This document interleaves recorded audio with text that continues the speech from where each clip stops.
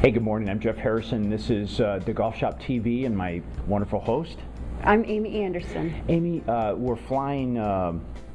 We're doing a duet today because the coach is out on assignment. Actually, he's a little under the weather, so we're gonna kind of carry the show. I'm looking forward to that. And you know what? We're indoors. We are, but you know what? We're still at Indian Springs. We're looking out at the beautiful 18th fairway, but it is a little windy outside. Yeah, I didn't want it to mess up my hair this morning, Amy, because it is windy.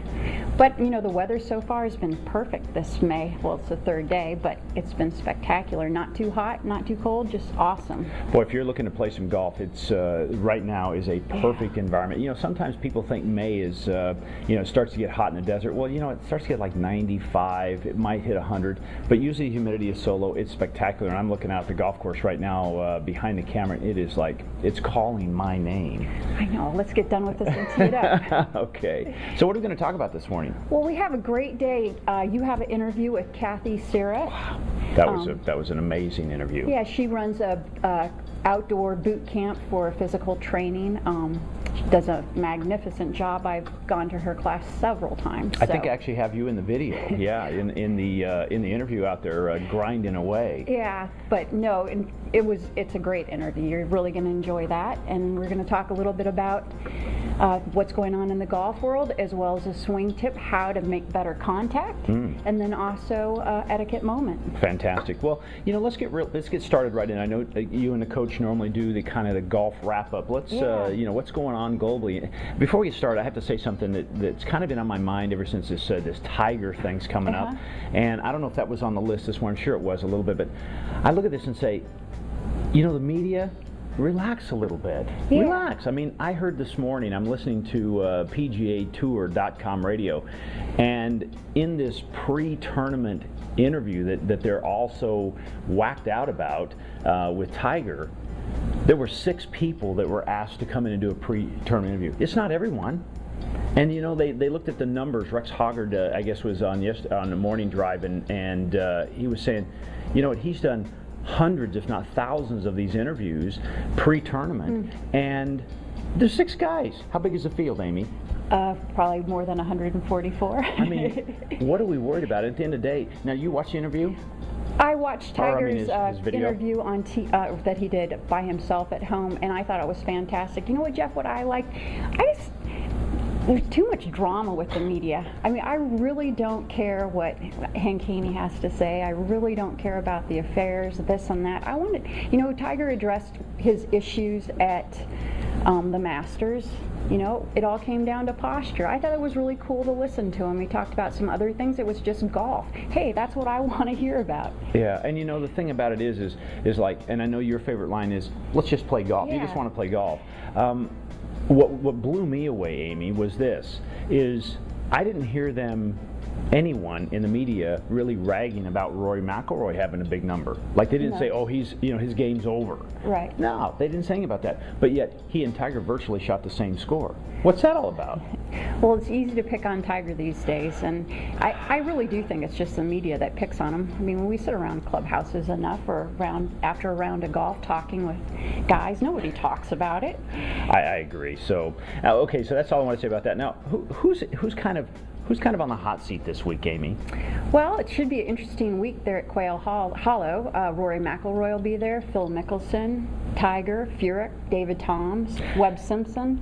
You know, Ricky Fowler. I'm thinking I can hear that pan starting to sizzle, because here's a guy that, you know, I remember seeing him because he grew up in our area. He was in Rancho Murrieta, and I saw him during some golf tournaments in high school, and it was obvious this kid is different. Very different. You hit the ball and you're going, wow, what was that? It was a cannon. It was this kid, and I hate to say this, but you know, it's like, when is he going to win? He's getting real close. Well, I heard this morning again on the way in, you know, he's right up there at the top of the leaderboard. Now, after through 9 holes, he's tied with a whole bunch of guys, but when's that going to happen, Amy? Come on. I don't know. What do you think about his swing? Is he consistent enough to really to win? Well, you know, I like his golf swing from a standpoint. It's really motion creates all the positions in his golf swing. Right. As long as he's going back to the right motion. Sometimes I think he gets what I'll call a little, not to get technical, but he gets a little disconnected.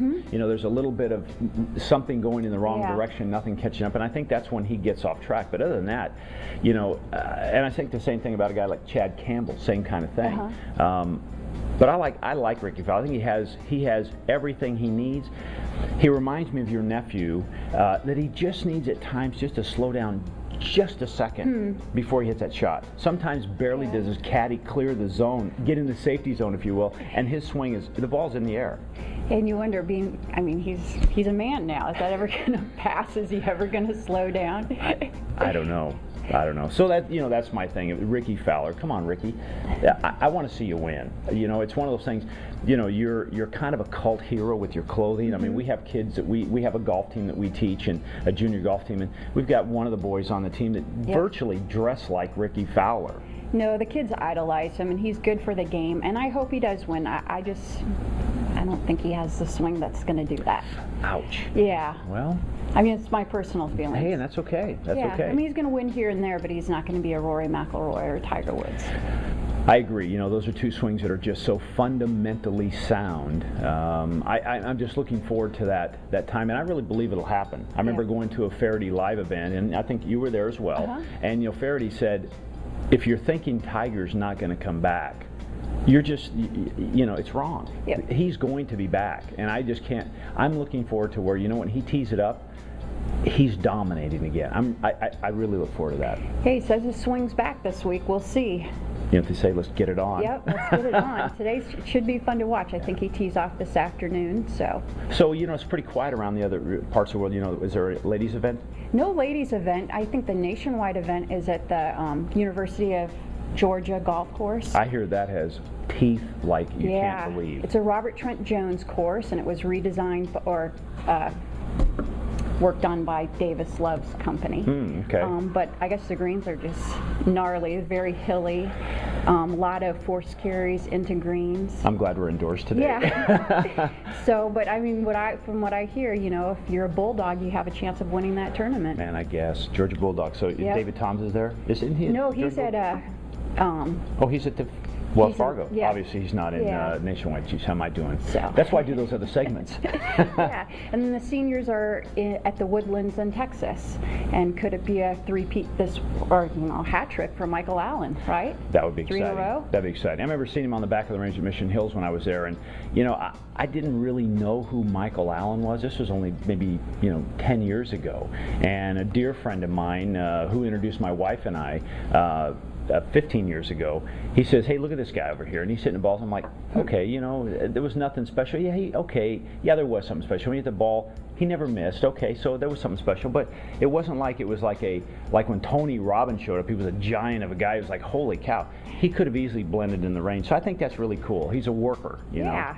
So I look forward to watching that, and that's about all that's going on the tour this weekend. Cool. Well, we have something coming up. What do we want to go to next? Well, we can do your interview with Cathy. That was great. You're going to love that. So let's get right to it. Okay. Hi, my name is Jeff Harrison. Welcome to Fairway Executive. I'm so honored to be here with Cathy Serif, and she has something very, very unique. We started taking a little bit of a different turn with our program, and what it's really designed to do, Cathy, is to talk to people in our community that are successful. There's actually a statistic that says when things are over 55%, a mood changes, and you probably see that with your students. But when we see it at a climate, whether it's locally or globally, we can change the world. By that I mean, if there's a negative thing going on in the stock market and it affects more than 55%, everybody's mood changes. Right. And I'm so excited today to talk to you because of what you do. I mean, you change moods like you changed my mood. Tell us a little bit about who you are and what you do. Well, I am a fitness coach and a nutritionist, and I designed Balance Training Boot Camp about 6 years ago, which is an outdoor physical conditioning program. And the unique difference between what I do and going to the gym presents is it literally is a club without walls. We're outside, you know, the endorphins are flying because it's beautiful, you're getting fresh air, you're working out literally with Mother Nature. So that in and of itself puts everyone in a good mood. Now wait a second. Now that sounds Sure. really exciting, but I understand you do something. I mean, it's not like, hey, I can go to the gym at 12 because it's convenient for me. Right. Tell us a little bit about when your classes start. We have specific times. We have a 5:30 a.m. class at AM. Freedom Park, a.m., Okay. and people start arriving at 5:15 for early warm-up. That is one of our Did you larger say classes. warm up or wake up? Warm Oh, up, okay. warm up. Yeah, they have to get there, get their gear thrown down. They start walking or jogging. At 5:30, I blow the whistle and yell, fall in, and we get down to business solid for an hour. Wow. I mean, that's got to set the mood for the entire day. You know, it's a different animal at 5:30 because that group are the working executives. If they don't do it at 5:30 in the morning, something happens throughout the rest of the day and they don't get the opportunity to do their workout or do something for themselves. So they're very focused, they're very committed and dedicated to their time, 5:30. So let me ask you, 5:30, I'm like, I've been to the gym in the morning, 5:30 in the morning, and like, I may be the only one there. I mean, is it a pretty small class? 5:30, no, that's our big class. We average anywhere between 50 and 70 people in that class, depending on the time of year and the 50 session and that we're now, offering. is that free? Oh no. I mean, getting up at 5:30 in the No. morning and working out? It's reasonably priced. Yeah? It is reasonably priced. If you do the math, it works out, during our regular session, it works out to about $15 a class, which is a lot less than paying a personal trainer going to the gym. And all of my clients get one-on-one attention during class. Even if there's 50 people, I'm able to maneuver around the class, show modifications. I know everyone's name. It's important to build a relationship with your client. Well, that's really the key to this whole process, is the interviewing process, is to find out, just because you're doing it, it doesn't work just because it's in your environment. You said something right there about knowing your clients and giving Right. that personal touch. What would you say if you had to put your finger on something and say, hey, this is a secret, or not really a secret, but this is what makes my business successful? What would you say it is? I would have to say it's always exceeding my customers' expectations. I am very dedicated and grateful for what I do. I love what I do. I think when you love what you do, it comes out in your presentation of your business. And I also believe that you have to constantly evolve what you present. So I am not stagnant with what I present. I'm ever changing. Every workout is different. We never do the same thing. And we always include all the components of fitness. So we're always doing cardiovascular, strength training, flexibility training. We work with medicine balls, hand weights. We work with flexibility balls, bands. We use the park. We use the benches, the grass, the baseball field, the basketball courts, the sand. So everything is unique and different, so they really don't know what to expect. And I'll point out that the reason that people keep coming back is they do see results, because if you are doing the same thing all the time, your body becomes complacent and you stop to change. So when you continually recreate the environment for your body to change, you're changing. So you're always doing something different. Your body responds in kind by saying, hey, I don't know what she's doing to me today. I better kick it up a notch and respond. And that's how it works. So do you think that process, Cathy, then is so true? That's why people keep coming back, because they're looking for that. What's she going to do today? And it keeps the freshness in the program. I believe so. They're never bored. I never ever have heard anyone say they were bored. And there's a certain camaraderie that goes with it. It's a group. It's a group exercise. It is something where you're bonding with the other people in the class. So you do look forward to getting to the class and meeting whoever you're showing up for. I think it's very important to have a workout partner, but if you don't have a workout partner, you have me that's expecting you to show up. If you don't show up, you get an email, you get a phone call. I might let one day go by, especially if someone's on a 5-day-a-week program. But if I don't see you at class, I need to know why. I want to know, if you're healthy, if you're well. Did I bore you? Are you sleeping? Cathy, just for our viewers, just to wrap up. Okay, first of all, variety. Let's go backwards. First of all, follow-up. Follow-up is huge. That's so true in every business. Follow-up. Variety, support. If it's not from a partner, it's from you. You're their coach. Correct. Okay. Wow, that's really important in business, folks. Correct. You said also you know, you got out here and you used everything. So the variety they got out there, you know, it was just, it's so critical. So again, going back through all the things that makes your business successful can be used in any business. It can be. I believe it can be. If you love what you do and you show that, you know, show the love to your client, to your customer, they will respond in kind and keep coming back. So not just because your clients are showing up, you're showing up. Oh, all the time. One other thing, and I want to leave you with this, is the fact that when you're delivering your business, you're over-delivering. I mean, I saw you in the parking lot. It was well after your class. I hope so, yes. Yeah. Yes, I'm always available before and after class for my clients. I'm also available by email. They get weekly emails from me called Fitspirations.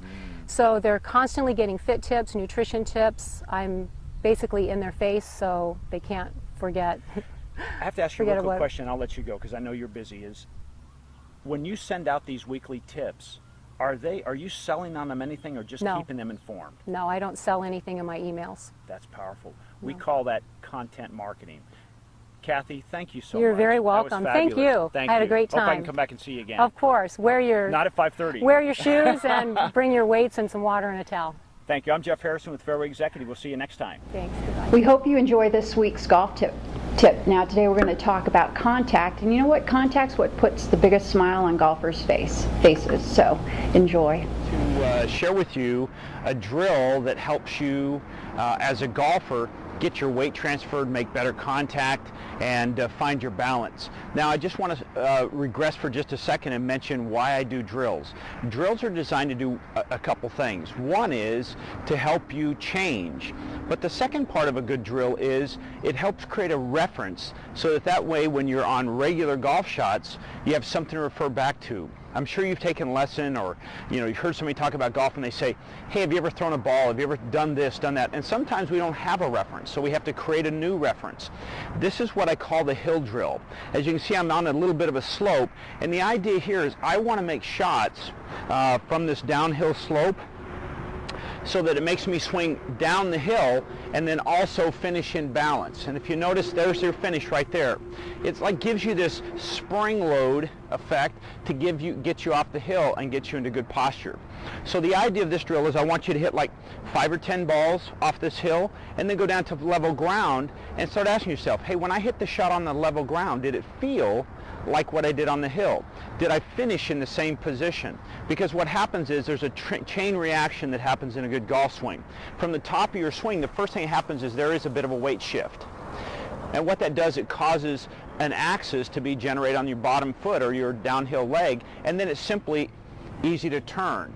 Now the thing I love about this drill is if you swing with your arms first, you'll hit behind the ball, meaning, hey, the ground is there too soon and you've started your hands first. That's a real big indicator of what you're doing that's out of order.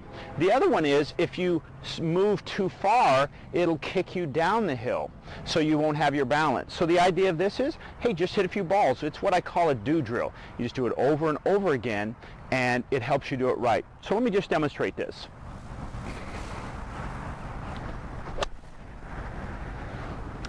And the idea is we're just going to hit, 8 or 10 balls, and we're really just going to feel how we load up on the downswing, how things shift in the right order.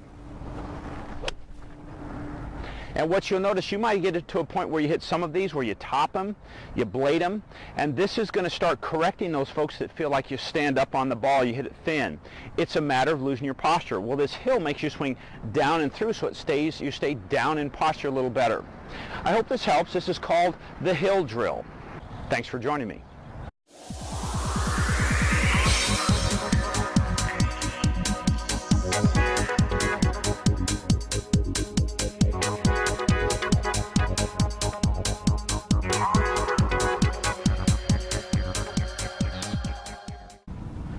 Hi, I'm Jeff Harrison, my partner. I'm Amy Anderson. Welcome to this week's Etiquette Moment.